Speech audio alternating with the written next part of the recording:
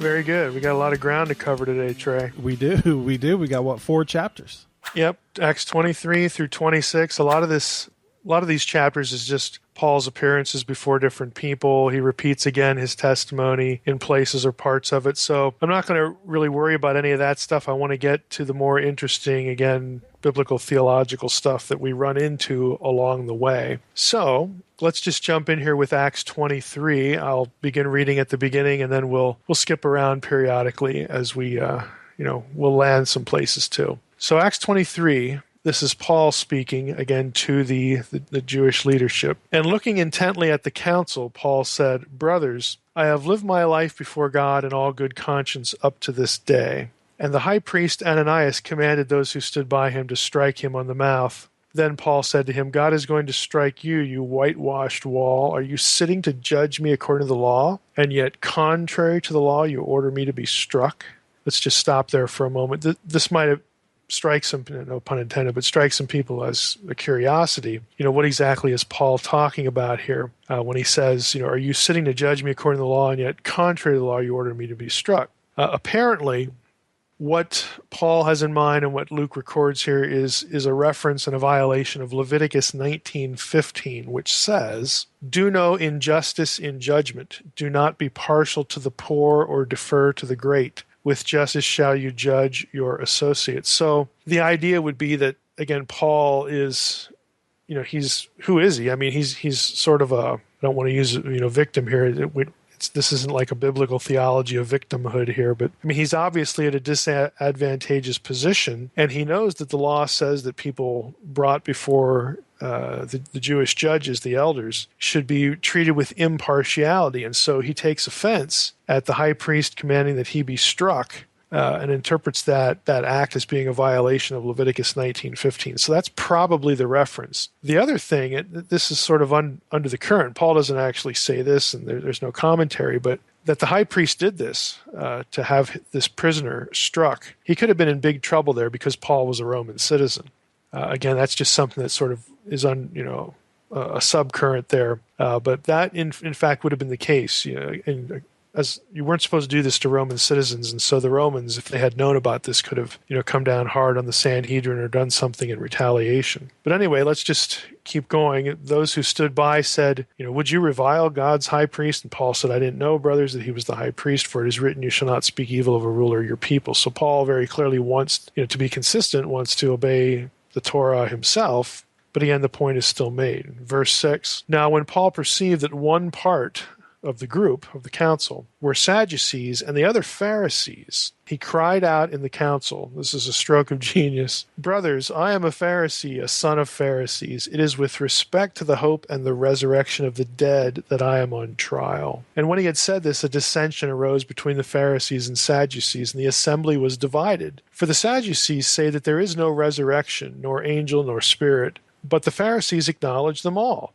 Then a great clamor arose, and some of the scribes of the Pharisees' party stood up and contended sharply, "We find nothing wrong in this man. What if a spirit or an angel spoke to him?" Of course, the Sadducees aren't going to want to hear that because of the things they don't believe. Verse 10, "And when the dissension became violent, the tribune, afraid that Paul would be torn to pieces by them, commanded the soldiers to go down and take him away from among them by force and bring him to the barracks. The following night the Lord stood by him and said, 'Take courage. For as you have testified to the facts about me in Jerusalem, so you must testify also in Rome.'" So we'll stop there at the end of verse 11. I want to camp a little bit on this scene where Paul divides the audience, again, detects by some means that we have Pharisees and Sadducees both in the room, so he pits them against one another, which is brilliant, by appealing against the resurrection. So in verse 8, we get this line, "For the Sadducees say that there is no resurrection, nor angel, nor spirit, but the Pharisees acknowledge them all." Now, I actually got a question about this from someone who was watching my Logos Mobile Ed course on the Jewish Trinity. And I'm going to read that question for you, and then I'll read my answer because it directly relates to this. And what I'm going to read for you is actually taken from the companion website, the website that I created to go with my book, The Unseen Realm, again, which isn't quite out yet. But there's a lot of information on that website that has hooks into the content of the book, and this is one of those one case in point. So what will be the web page for chapter 37, I believe, it will actually have what I'm going to read to you here. So here was the question. The questioner says, I've been watching Dr. Heiser's Mobile Ed 291 course on how the Old Testament reveals the Christian Godhead. I enjoy his teaching, but in one segment he makes a statement that I would like to ask him for some clarification. So here's the question. Here's what I say. I say in the video, let's take a look at this. We have some problems with it right away if we give it some thought. The same language is used of the heavenly beings of Yahweh or the angels like the Lord of hosts. I'm talking about, Elohim and some other things in that segment. So we can't assume, obviously, that the host of heaven and phrases like that are not real because there's a populated spiritual world and all branches of Judaism and Christianity are going to believe that point. End of quote. So I'm saying, hey, Jews basically, no matter what branch of Judaism, what little party they are, they're going to believe that there are angels, okay, and that they're real beings. So the questioner had Acts 23:8 in mind, and he goes on and says, my question is related to Acts when Paul is before the council and says, again, for the Sadducees say there's no resurrection or angel nor spirit, but the Pharisees acknowledge them all. So what's up with that? How do we read that verse in light of what I had said? Now here's my response to the questioner. There's actually controversy and ambiguity about the meaning of Acts 23:8. Sadducees could, of course, read the Old Testament, which has lots of angels in it. The issue is whether to have a Jewish sect, the Sadducees, denying parts of their Old Testament, or whether the phrase means something different. Note that angel is singular in the verse and in the statement. And then I say, I think that the latter is what's going on, that we have to, there's something specific about an angel that is what the Sadducees deny. In other words, the Sadducees aren't going to be denying that there are angels in their Old Testament. They can obviously read that. To illustrate the level of disagreement and to point out what I think is the answer, here's what Darrell Bock says, and I quote from Bock's commentary. And I'll do that right now. So in Bock's Acts commentary, he gives a summary of what the possible positions are as far as what's going on in Acts 23:8. He says, no extra-biblical text speaks of such a complete denial of angels and spirits by the Sadducees. So no Second Temple text is going to say that they just deny everything, all belief in angels. In fact, the Pentateuch, which the Sadducees held as authoritative, affirms the existence of such beings. Okay, so it's a very obvious issue there. And again, I certainly agree with Bock. I mean, Sadducees did hold the Pentateuch to be authoritative and has lots of angels in it. So Bock says, there are 6 possible explanations for Luke's claim or the meaning of Acts 23:8. Number 1, it's possible that the Sadducees rejected angels and spirits altogether, he says. The view sometimes includes specific angels, but again, because of what the Pentateuch says, this is probably the least likely answer. Second, the Sadducees could have rejected excessive speculation about angels and spirits. That's a possible way to take Acts 23:8. Third, the Sadducees could be rejecting the idea that the righteous dead came back in the form of spirits between death and resurrection. Now, this view argues that angel and spirit would mean the same thing in verses 8 and 9 of Acts 23. Okay, so there's an assumption there, but it's one of the possibilities. But Luke says neither nor between verses 8 and 9, so he appears to be contrasting the two verses. And so this probably isn't the answer. Number 4, the Sadducees could be denying that the resurrection included coming back in the form of an angel or a spirit. Now, again, the problem with this is that the Pharisees likewise would not have really been open to that sort of idea. A resurrection within history before the ultimate, end of days and the great resurrection, which again is what Paul's argument seems to require. Now, I think there's something in this 4th possibility that Bock lists, this idea that the Sadducees are denying resurrection included coming back in the form of an angel. I think there's something to that. I actually think that this is what the Sadducees are denying, but I don't really like the way some scholars articulate it. So usually the objection to this one is, as I mentioned, well, you can't really have a sort of a resurrection in the form of an angel before the ultimate resurrection, the end of days. Well, I understand that, but we don't have to marry the idea of angelification, okay, a transformation of the dead person into an angel or divine spirit. We don't have to marry that idea to the ultimate resurrection or a competing resurrection. That really isn't the point. Angelification this idea that when you died, if you were righteous, if you were a believer, when you died, you would be glorified, you would be made like the angels, in the presence of God. And then God could say, direct you to come back to the realm of the embodied living or not, that whole sort of thing. That idea, angelification, was very common in the Second Temple period. It was held by several Jewish sects, including the sect at Qumran. So depending on how you define this idea, again, this could also be a New Testament idea, or again, if we define it in terms of glorification, to be made like angels. I actually think that this is what the Sadducees, were denying. So in Acts 23:8, the Sadducees say there's no resurrection, nor angel, nor spirit, but the Pharisees acknowledge them all. I think the point is that the Sadducees say that there's no alternative resurrection where you come back as an angel or some spirit being. I think that's specifically what they're denying. They're not denying that there are angels. Okay, because again, they can read their Old Testament, they can read the Pentateuch, and they considered it inspired. So I actually think this is the best way to parse what's going on in Acts 23:8. I'll give you two other possibilities Bach lists.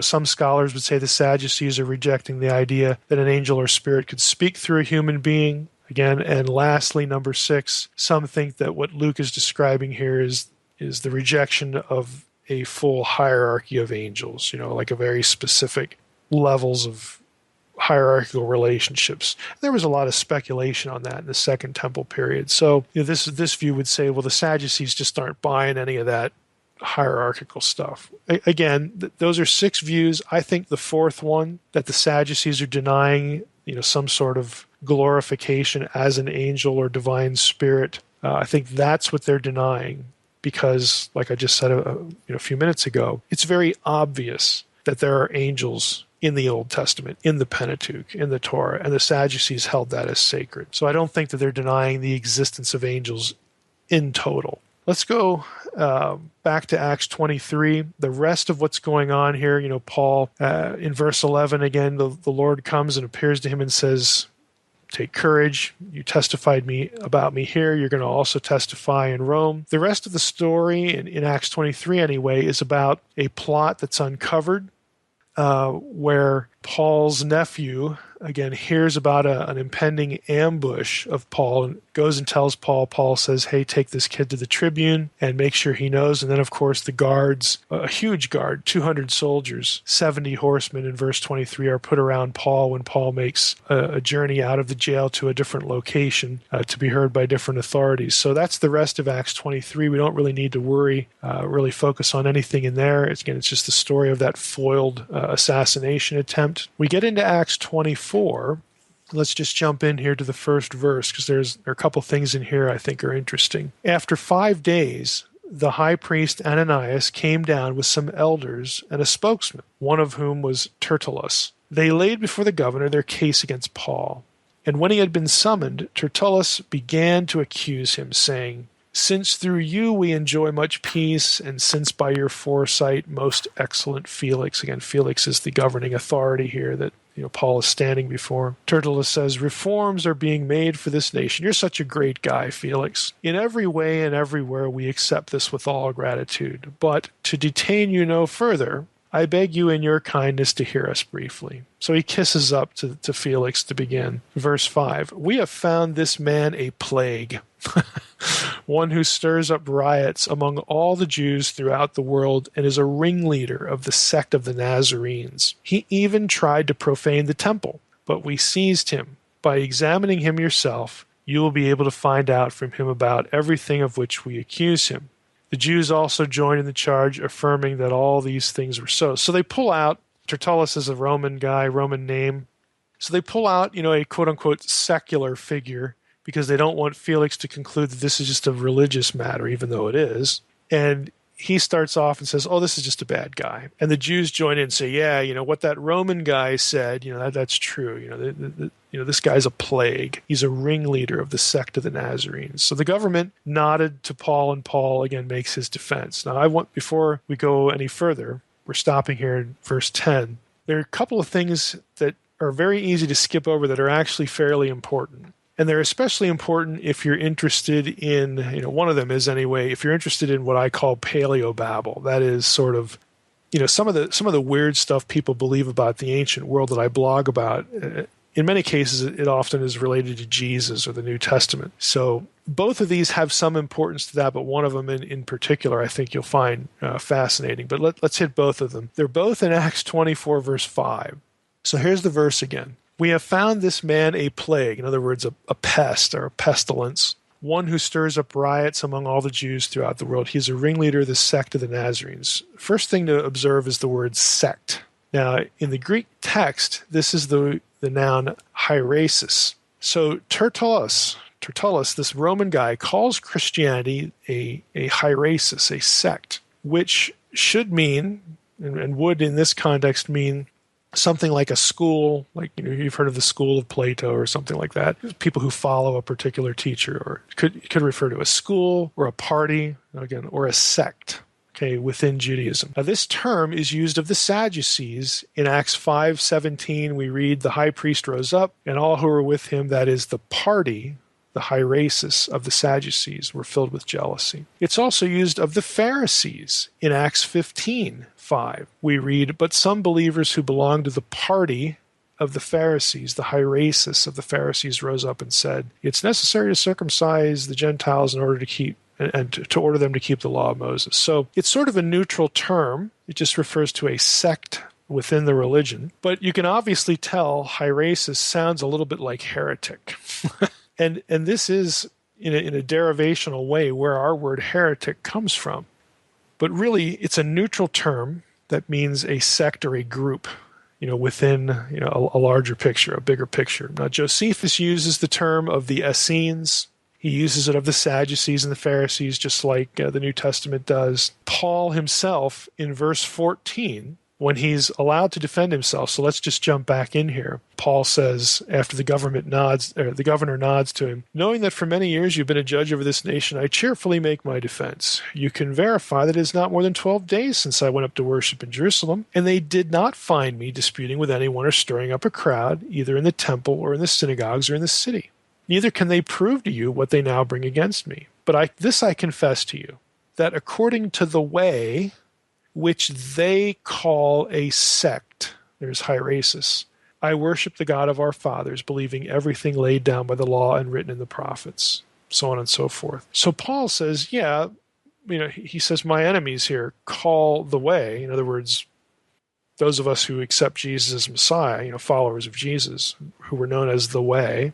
We've seen that before in Acts. They call the Way a sect, a hierasis. Now, the wording is interesting because Paul isn't saying we are a sect. We're not a hierasis. We're not, quote-unquote, heretics here. But he's saying that's what other people say about us, about the Way. So when the term is used by adversaries, it does take on sort of a negative, pejorative meaning to it. Acts 28:22 is an instance of this where the word occurs again. We desire to hear from you what your views are, for with regard to this sect, this hierasis, we know that everywhere it is spoken against. Again, these are more officials that Paul is going to testify before at the end of the book of Acts. So when it's used by one of your opponents, it can be used to demonize a group. So the fact that it occurs in Paul's mouth doesn't mean that he's accepting the fact that, hey, we're a bunch of heretics here and too bad for them. That's not what he's saying. He's alluding to the fact that his enemies use the term of Christians, the original Christians, this way. Now, the adjective form, heretikos, is found once in the New Testament, Titus 3:10, a man that is factious or divisive. The King James actually has heretic. A man that is a heretic after the first and second admonition reject. Has to do with church discipline there, but basically someone who's factious. And we can see how that sort of works with school or party or sect. But heretikos is where we get in English our word heretic. So here's the question. Here's why I bring it up. It's not just a point of curiosity. There are many people out there who want to defend especially Gnostic understandings of Jesus. They want to make this argument. They want to say things like, look, this whole concept of heresy, and the Gnostics are always branded as heretics, and boo-hoo, that's just so unfair. This whole concept of heresy is late. Okay, it's not in the New Testament. It's something that develops later after the first few centuries of Christian history, so that the Christians that got approved by the Roman Empire, by Constantine and later Theodosian, that was when the whole idea of what is orthodox arose, so that you could look at somebody else and call them a heretic. And so their argument is that prior to the 300s or so, Gnostics would not have been looked upon as heretics. They would have just been looked upon as sort of like the loyal opposition, just another opinion here, and nobody's judging them. Their views are just as much in the mainstream as these other views that you could get in the New Testament with Pauline Christianity and whatnot. It was all sort of this level playing field. But then when politics got involved, okay, and one particular version became approved by the Roman Empire, and then you started to have these councils like Nicaea, it was only then that alternative understandings of Jesus became heretical. This whole concept of orthodoxy and heresy didn't even exist until the 300s or 400s. Okay, that's bunk. And it's demonstrably the case because not only do you have, what we've just looked at, this term hierasis in the New Testament, you also, remember I mentioned that it was in Josephus. Okay, Josephus is Second Temple material. It's also in other texts, the idea that the Hebrew word is min, to be a kind of Jew. There were different sects. Minim is the plural. There are different sects or parties or divisions or kinds of Judaism. There wasn't just one kind of Judaism. There were a number. And you can read in Second Temple texts that these terms, whether it's hierasis in Greek or min, again in Hebrew, they do get used pejoratively, directed at a set of ideas and people who hold a set of ideas as being out of the mainstream. That is not a late idea. Okay, it's an idea that's around even before we have a New Testament. So that when we get to the New Testament, you see it's the Sadducees. This is what Paul says. They're the ones that call us a sect.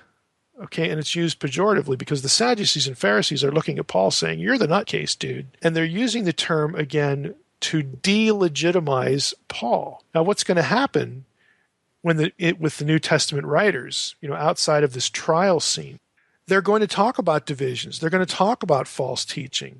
Okay, they're going to talk about this danger. And so what becomes factious or divisive or quote-unquote heretical in the New Testament writings is going to be these alternative views of Jesus. If you don't embrace Jesus as the Messiah, Jesus as God come in the flesh, and those sorts of things, you are not what we're teaching. You become, again, a sect. You become an offshoot. You become an aberration of what we're saying. So these terms were used to evaluate religious views and religious ideas long before Emperor Constantine showed up to quote-unquote legitimize what we would think of as orthodoxy. Because Gnostics want to argue this all the time. Like the Gnostic views of, what we would call heterodox or non-orthodox views of Christianity, what we would give that label to today. They would say, oh, no. Back then, they were all legit. They were all on the same footing. They were all,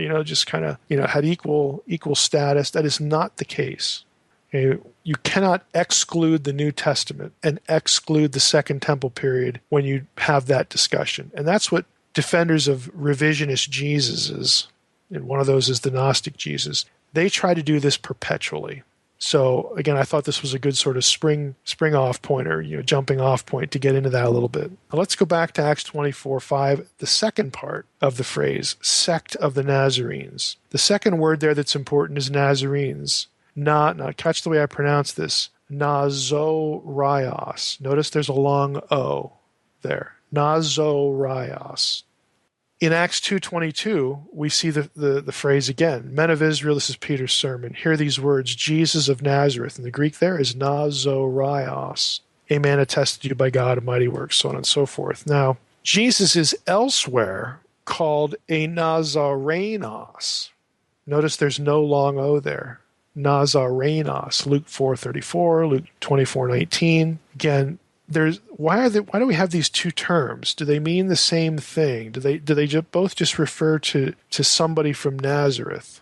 Well, Nazarios occurs this place in Acts. It occurs a few other places where it's used to label a Christian sect, as opposed to Nazarenos, which seems to be an indication of the place. And so why am I bringing this up? Well, here's the issue. Scholars have long disputed whether both of these terms, Nazarios and Nazarenos, whether they speak of the same thing or not. And the reason it's important was because there are some scholars, and again, if you've read sort of the Paleo-Babel literature, again, this revisionist Jesus stuff, you're going to run into authors that say, look, Nazorios,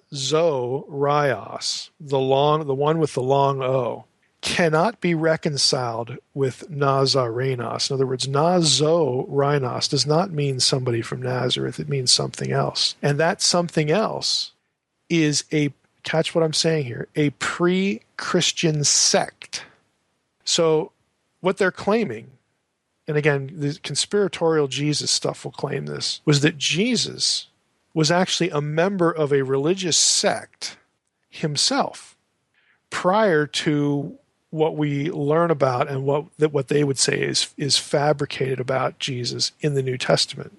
Now, this particular Christian sect are the Mandeans. And again, there are these long arguments about how this different vowel, the different spelling, they can't be recognized, and one indicates a specific religious sect that has nothing to do with what we think of as biblical Christianity. So it turns out to them, they argue, that Jesus wasn't even a Christian. Jesus was some other religious sect, the Mandeans. The Mandeans are the ones that refer to themselves as Nazorios in other texts. That they're what church historians, what major religions, what all the big players in Christianity think about Jesus isn't true. He actually had different beliefs than they did, because the Mandean theology is not what you people, you Christians running around, saying is orthodoxy. The Mandeans wouldn't have agreed with that, and Jesus was one of them.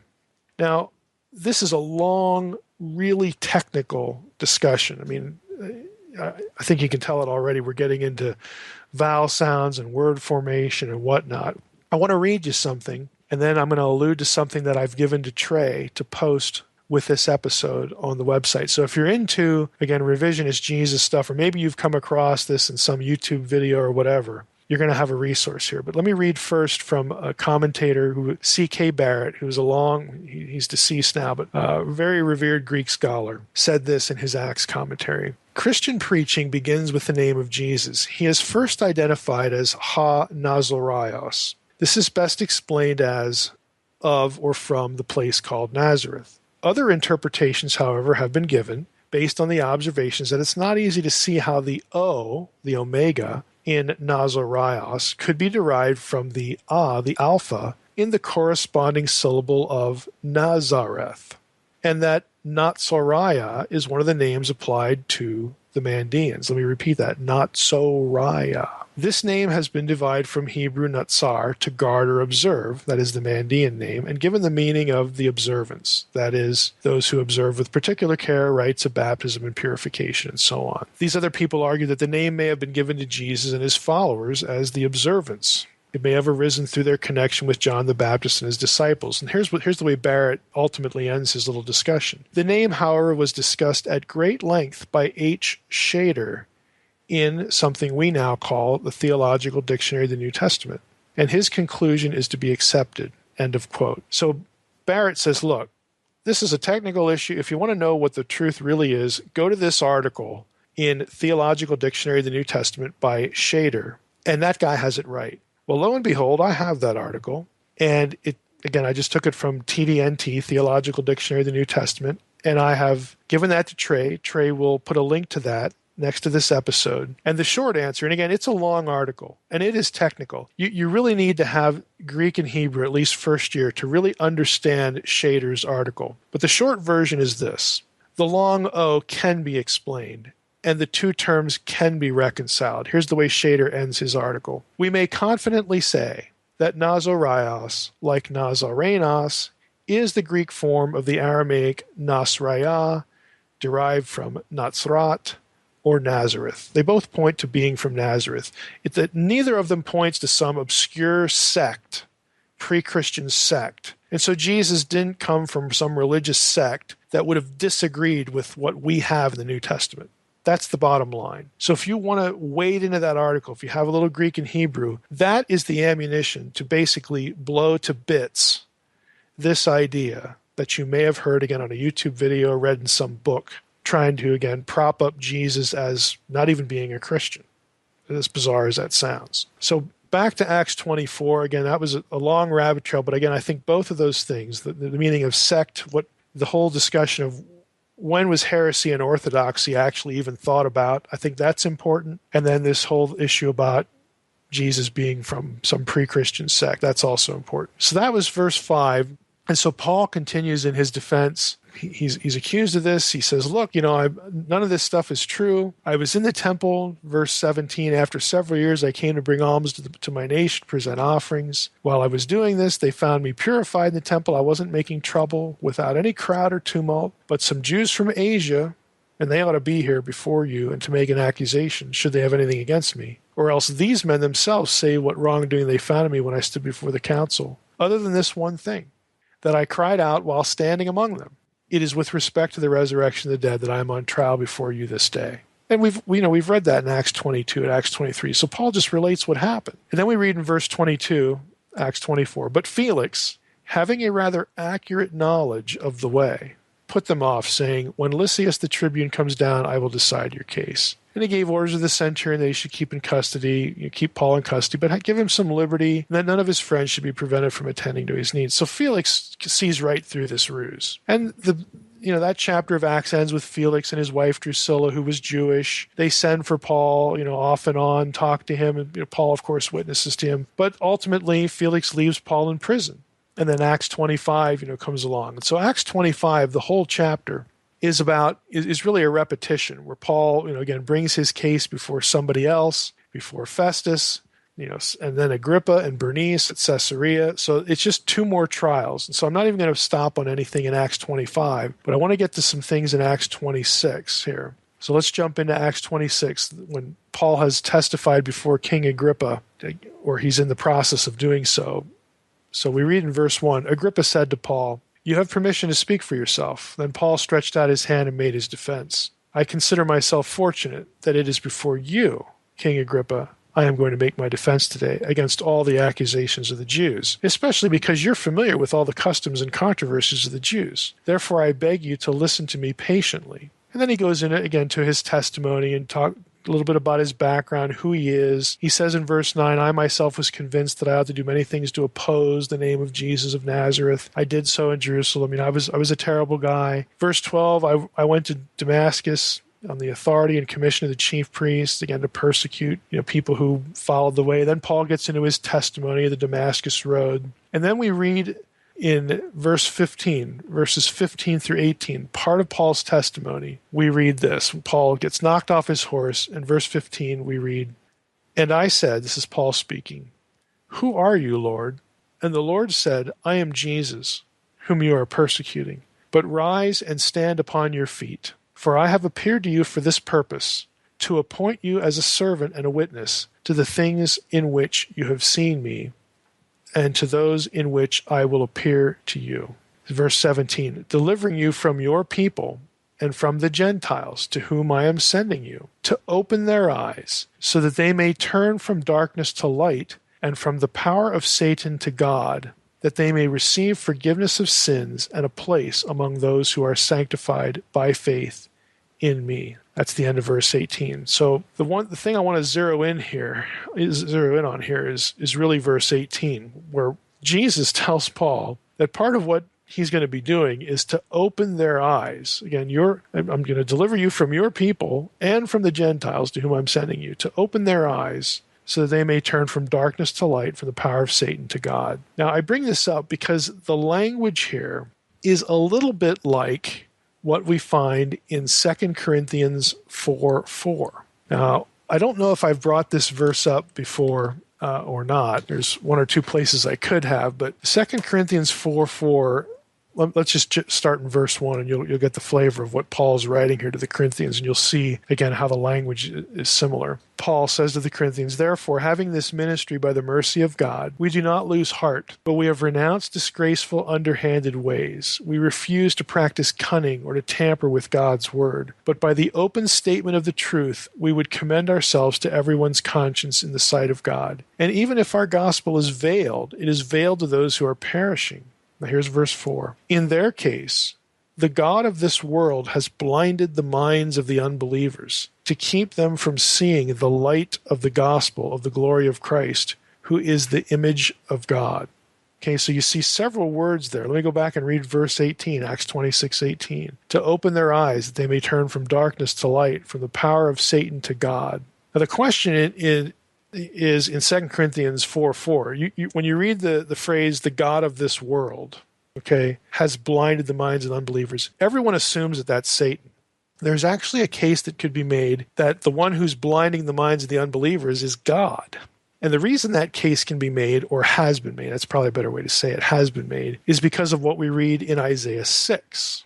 So we're going all over the place here. Acts 26:18, then 2 Corinthians 4:4. Now we're in Isaiah 6. Listen to what Isaiah 6 says in verse 4. This is the throne room vision with the seraphim and all that stuff. Verse 4 says, let's go to verse 8. "I heard the voice of the Lord saying," this is Isaiah now, "Whom shall I send, and who will go for us?" Okay, speaking to Isaiah. Let me correct myself. "I heard the voice of the Lord saying, Whom shall I send? Who will go for us?" Isaiah hears that, but of course, the question, God is seated on the throne in the midst of his council room, his throne room. The question is sort of put out there, and the whole wording there for us, again, this is one of those instances, kind of like Genesis 1:26, when God is speaking to the members of the heavenly hosts, speaking to the audience. "Whom shall I send? Who will go for us?" Well, Isaiah hears that, so it's sort of meant for him too. "Then I said," continuing in verse 8, Isaiah's speaking now, here I am, send me.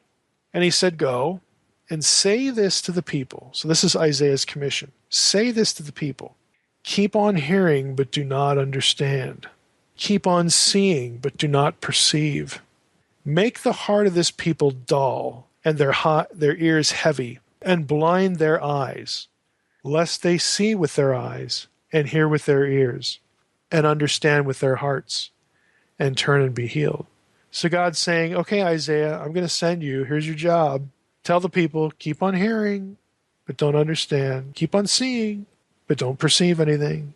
And then God says, make the heart of this people dull. Make their ears heavy. Make their eyes blind. So again, in this chapter, in Isaiah 6, God is the one, as a punishment, who's sort of making this happen. Well, some scholars have taken that and gone back to 2 Corinthians 4:4 and said, well, the God of this world who's blinded the minds of the unbelievers, that might be God.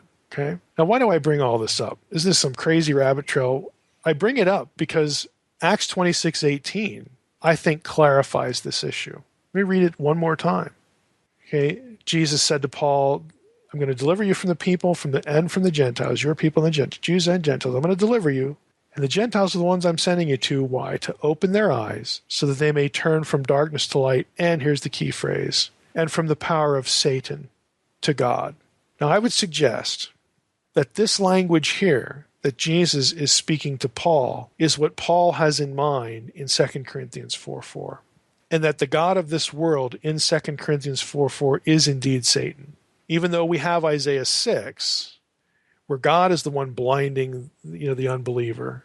Okay, it seems to me that Paul is drawing on this episode that is way back at his conversion. And he draws on that in 2 Corinthians 4, and he actually has Satan in mind when he uses the phrase God of this world, who has blinded the minds of the unbelievers to keep them from seeing the light of the gospel of the glory of Christ, who is the image of God. So I think Acts 26:18 helps inform our reading of 2 Corinthians 4:4, which is why I bring it up. Now, lastly here, one more thing in Acts 26, and we'll wrap up.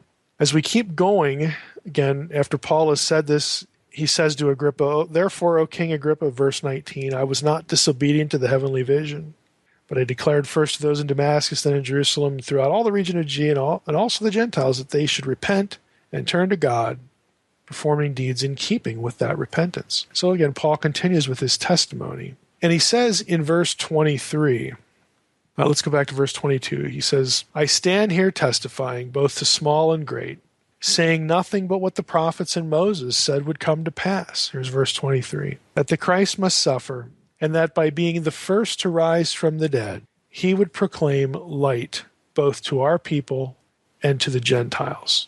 Now, this whole notion of proclaiming light to the Jew and to the Gentiles sort of, again, harkens back to what we just read in 17 and 18. Again, light, darkness, turning from Satan to God and all that stuff. What Paul is essentially saying here in preaching is illumination for both Jews and Gentiles. In other words, when Paul starts talking about the light, bringing the light, he's not talking about what New Agers are talking about. He's not talking about personal enlightenment, like you're going to go contemplate your navel now, and you're going to get in touch with your feelings, you're going to discover yourself, all that sort of thing. No, he's talking about something very specific. He's talking about their eyes being opened so that they can see something very specific. And the very specific thing is the gospel. Jesus rises from the dead. Okay, the first to rise from the dead. Christ must suffer and then rise from the dead. It's the gospel. This salvation and this light is a revelation given to the Jews and the Gentiles that is very specific. Again, it's not this self-contemplation, Oprah gospel kind of stuff, which is why I bring it up. I mean, it echoes Isaiah 49:6, where we read, it is too light a thing that you should be my servant to raise up the tribes of Jacob. God, again, speaking to the individual who's called the servant. You should be my servant to raise up the tribes of Jacob and to bring back the preserved of Israel. And I will make you a light for the nations, and that my salvation may reach to the end of the earth. Again, it's just this whole idea of bringing the Jews back into relationship with God and also bringing the nations back, which is a big theme in the book of Acts. So I wanted to throw that in because I've seen this verse and other verses, just trust me here, used in just the way I sort of made fun of.